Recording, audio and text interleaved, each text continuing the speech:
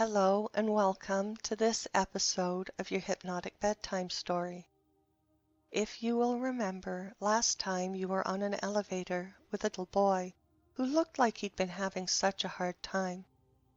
And now, before we get back into this story, perhaps it would be nice for you to make yourself comfortable. Take a nice deep breath in and relax as you let it go, clearing your mind of all upsetting or distracting thoughts.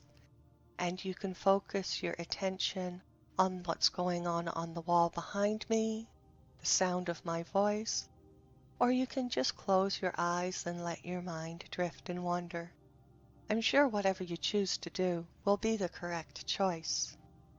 And here we are, if you can imagine what it would be like to be standing on an elevator, watching the number go up and a slight bump, and as you hold the little boy's hand in yours, enjoying the dirty, soft, pudgy feel of it, you watch the numbers, and then as you watch the numbers, you notice that the numbers are more towards the bottom of the building than the top, and somehow, as you've been going up one floor at a time, you've really been going backwards.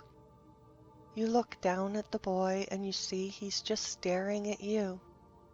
Great green pools of haunted green eyes, wide and staring at you. "What's the matter?" you ask, and the little boy says, "You're not supposed to say anything." So you're quiet again, patiently waiting for your floor.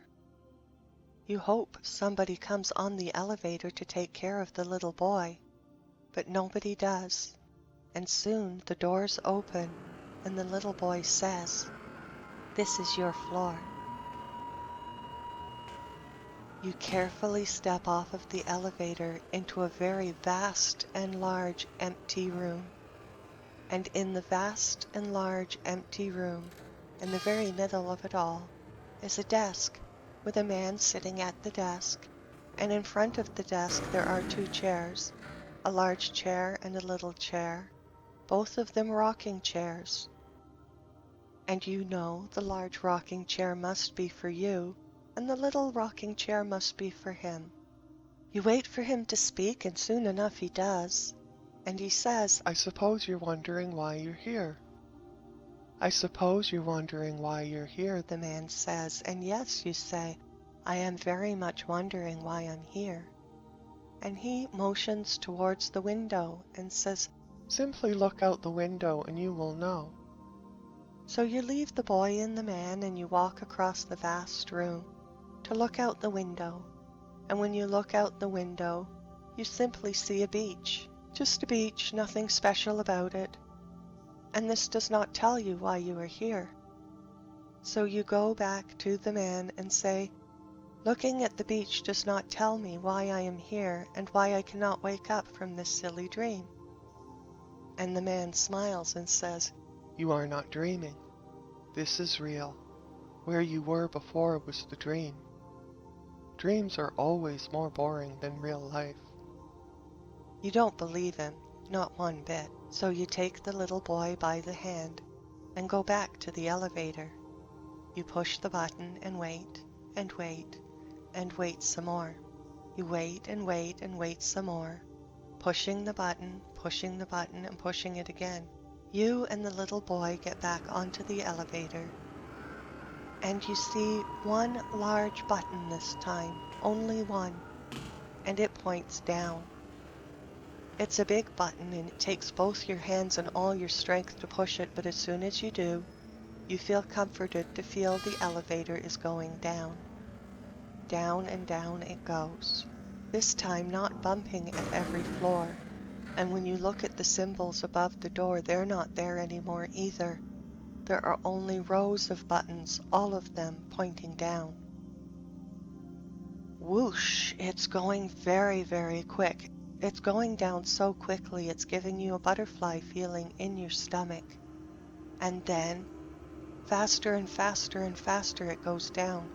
until your feet begin to lift up off of the floor, and you worry that perhaps this elevator is free falling, and soon you will crash. But sure enough, soon you gently glide down till your feet feel weight again, and slowly but surely the elevator slows down and slows down until it stops. And when it does stop and the doors open, the doorway is filled with the massive head of a white, pale, translucent skinned grub, its giant head sided by large, black, shiny eyes as it creeps in a little bit at a time, barely being able to squeeze through the door into the elevator. You pick up the little boy and hold him close to you as you squish back into the far corner beside the big down button. Creeping in and creeping in, soon its head is right in front of you, and then it turns and squishes its head by you as the rest of its body forces you completely into the corner, and what you think would feel cold, wet, and slimy is actually soft and warm and velvety as it rubs by your skin. But as the entire grub does force itself into the elevator, what is soft and warm and somewhat comfortable soon begins to squish you tighter and tighter into the corner. Tighter and tighter into the corner until you can barely breathe. You lift up the little boy and you put him on top of the grub, where he can find a little bit of room between the grub and the ceiling, and he offers his hand. You do not take it because he doesn't weigh much of anything and you don't want to pull him down. You do manage to wiggle up and squirm up and get up on top, using the handrail for a foothold.